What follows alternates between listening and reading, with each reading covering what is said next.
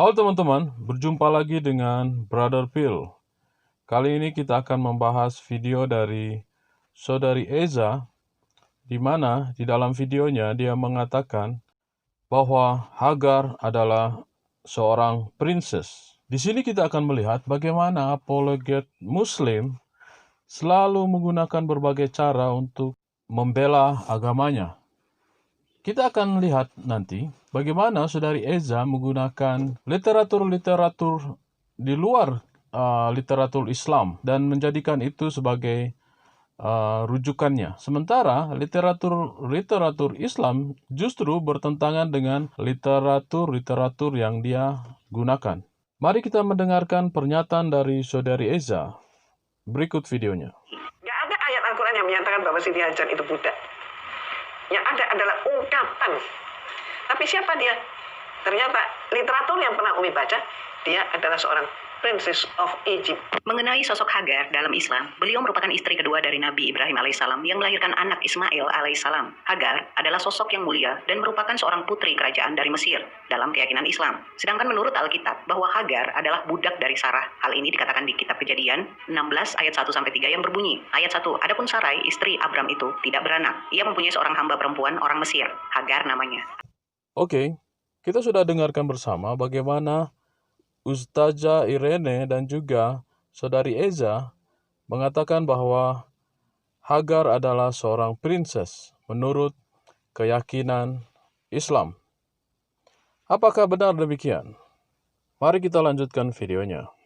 Mari kita buktikan dari literatur yang ada. Sumber rabbinik kuno yang disebut Pirkei de Rav Eliezer, chapter 26, bagaimanapun adalah komentar midrasik dari Sefer Beresit 16 ayat 1.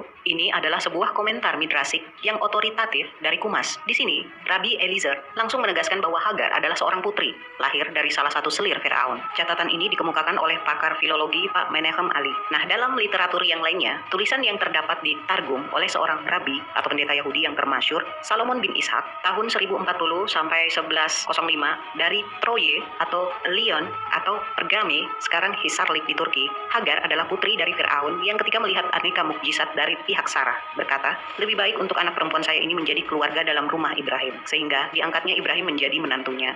Rabbi Salomon bin Ishak menyatakan Hajar adalah putri dari Firaun, dikarenakan pada waktu itu belum ada yang mengetahui bahwa sesungguhnya dinasti Firaun pernah disela selama 150 tahun oleh dinasti Raja-Raja Hyksos. Dalam Al-Quran disebutkan Nabi Yusuf alaihissalam berhadapan dengan Malik, bukan Firaun. Rahasia membaca tulisan Mesir kuno, hieroglif, pada akhirnya berhasil dipecahkan oleh Jean-Francois Champollion tahun 1780 sampai dengan 1832.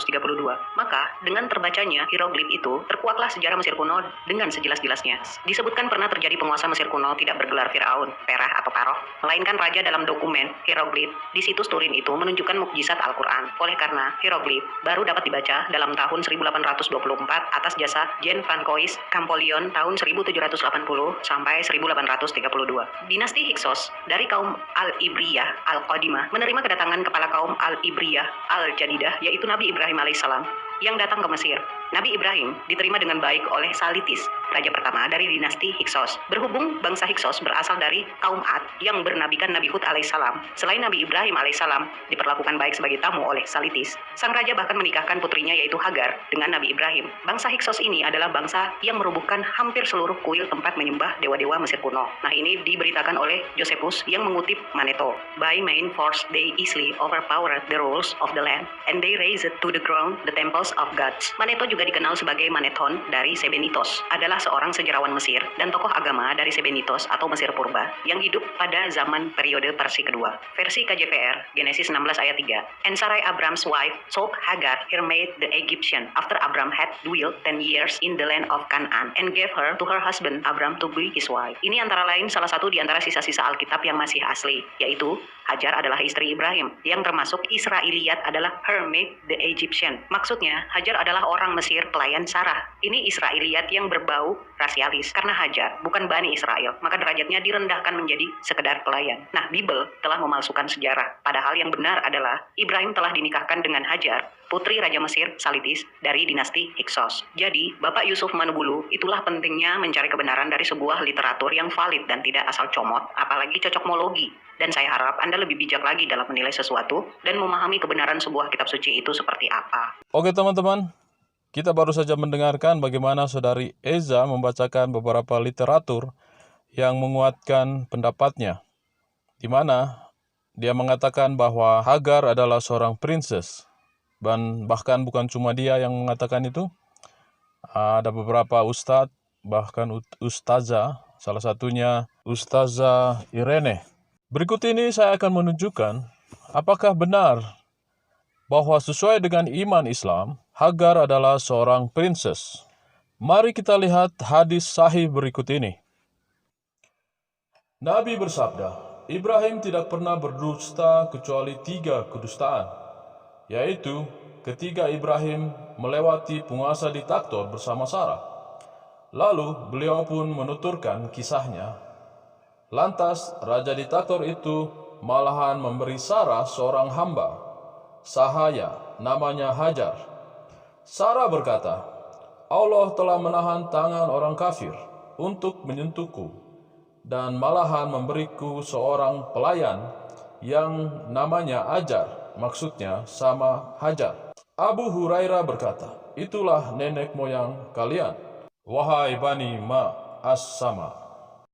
Oke teman-teman bisa dengarkan sendiri dan baca sendiri hadis Sahih Al-Bukhari tersebut, di mana di sana mengatakan bahwa Hagar adalah seorang hamba. Ini adalah pernyataan Nabi dari Saudari Eza. Yang anehnya, Saudari Eza lebih mempercayai literatur di luar Islam dibanding mempercayai pernyataan nabinya sendiri. Apakah mungkin Saudari Eza tidak percaya lagi dengan nabinya? Menurut teman-teman, kira-kira siapa yang sedang berbohong di sini? Saudari Eza, Ustazah Irene, Manekam Ali, atau nabi mereka? Teman-teman bisa simpulkan sendiri. Lalu dikeluarkan seorang budak wanita oleh si raja ini, itulah Hajar. Dikeluarkan oleh raja, ini saya hadiahkan untukmu, gitu. Maka Sarah pun berdoa kepada Allah dan disembuhkan tangannya, ya. Raja itu lalu dia berkata, dalam riwayat yang masyhur, raja itu berkata, keluarkan wanita ini dari istana saya karena yang kalian bawa adalah jin, gitu. Ya. Karena dia tidak yakin kepada Allah Subhanahu wa taala. Jadi dia ucapkan kalimat tersebut. Maka pulanglah Sarah membawa Hajar, ya. Ini kisah awalnya, gitu kan. Jadi Hajar itu memang seorang budak yang dihadiahkan oleh Raja Mesir yang tadinya ingin berbuat jahat dengan Sarah.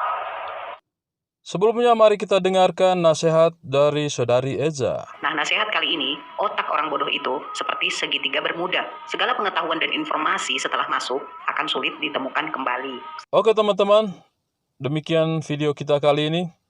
Semoga video ini dapat menambah pengetahuan kita semua. Dan pesan saya buat Saudari Eza, bertobatlah, stop tipu-tipu. Tuhan memberkati.